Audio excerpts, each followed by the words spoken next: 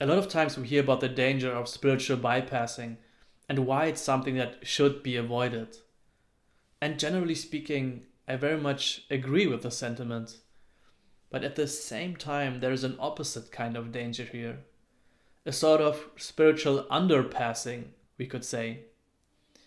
And what I mean by that is that we very much stay on the level of a kind of separately existing person which is seeking the truth or is seeking transcendence. We therefore are always on the level of resolving the issues of the body mind, and the implicit hope of being engaged exclusively on this level of the body mind is the hope that one day we will truly find peace, wholeness, beauty, joy, everything we were longing for. And while I don't dismiss the value of this kind of gradual cultivation of positive qualities of the body mind, there's something fundamentally misleading in assuming that through this gradual cultivation and improvement, we will one day find this transcendental peace and wholeness.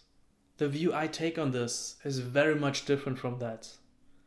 We start with this recognition of the transcendental nature of our experience.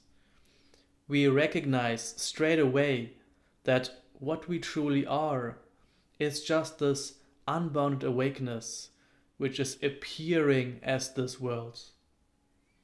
This is the basic recognition.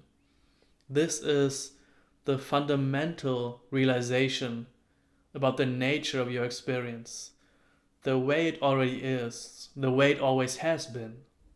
And this recognition has nothing to do with the relative state of your body-mind. It doesn't matter how many unhealthy tendencies you still have. It doesn't matter how neurotic you are as a person.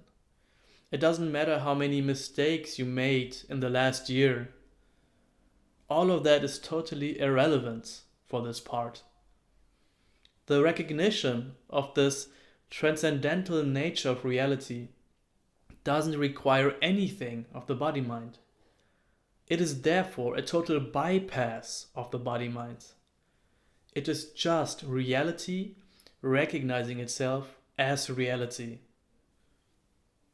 And it doesn't matter what the condition of the person is or what the condition of the outside world is. All of that is totally included in this recognition of transcendence.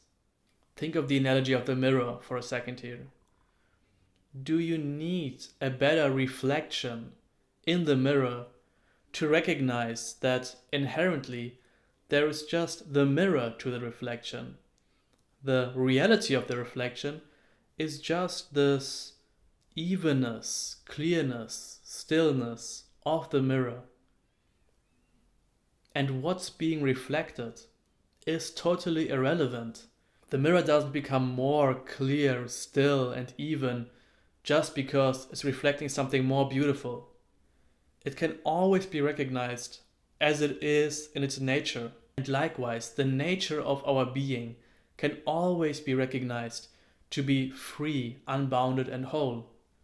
There are no conditions which have to be met for this recognition.